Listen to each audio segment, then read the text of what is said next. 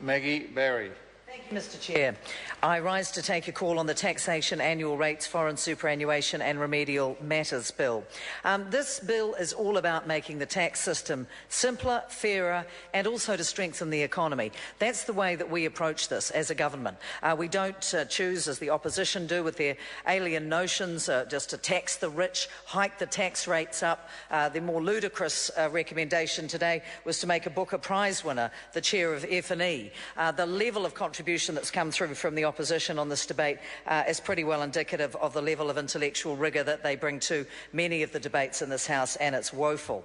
I'd like to talk mostly about the taxation of foreign superannuation, because our moves to make it fairer have in fact benefited from the process of Select Committee, and we've made several recommendations to improve and to clarify the rules. For those of us who have electorates, many of us have received complaints from people who have either shifted to New Zealand and have not understood the complexities of the lump sum payments when they're bringing over their superannuation schemes to this country, or to New Zealanders who are moving back.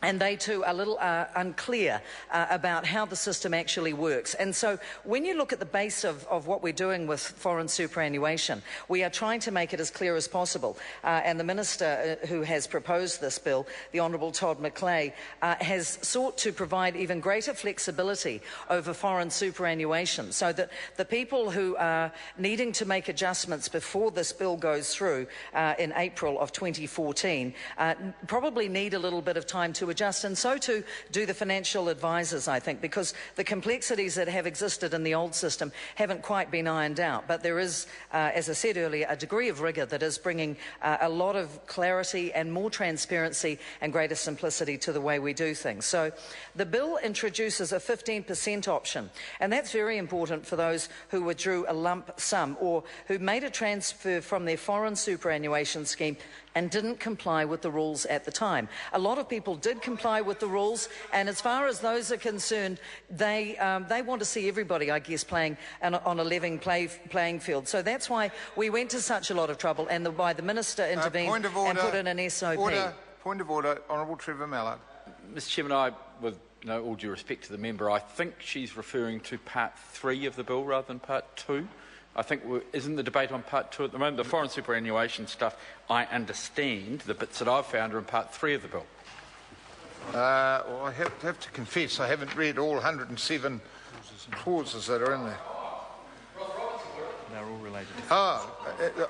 The Minister has, well, I'll take offence almost at that comment, but the Minister has passed me a schedule of what's in Part 2, and taxation of foreign superannuation is mentioned in clauses, well, a number of them. Maggie Barry. Thank you, Mr Speaker. Mr Chair, as I was saying, speaking to Part 2 of the bill, as I was with foreign superannuation, and for those members of the House that were not paying attention, this is a piece of legislation that deals, and this part in particular, deals with foreign superannuation. As I indicated, many of us have received complaints from people who are in genuine distress, and when you're ushering in a piece of legislation that is this comprehensive, it is important to make sure that people are not left out, and that they are in fact able to make their adjustments. And I was talking about the 15% rule, and I think that when we look at what Todd McClay has proposed there, the 15% option it's a change that will extend that availability of the 15% option to those whose funds haven't actually been transferred before that date of April the 1st, 2014. I mean, funds transfers, as those of you who know, either through your constituents or through your own experience, it's a very lengthy process, it's a tricky one, and this extension is in fact very good news for those who are wanting to take up that option.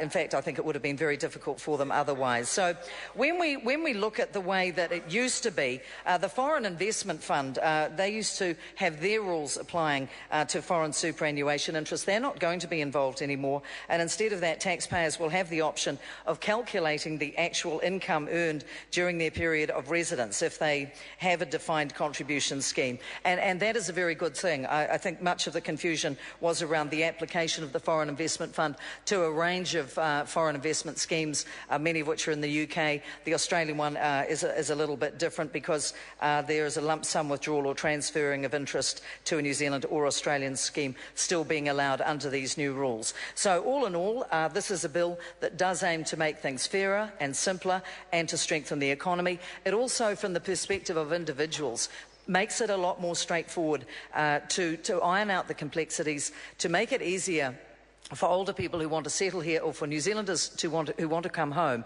to have a very fair approach to the way that they are taxed, and therefore their planning for their life retirement will be a lot easier, and that is why I commend this to the House.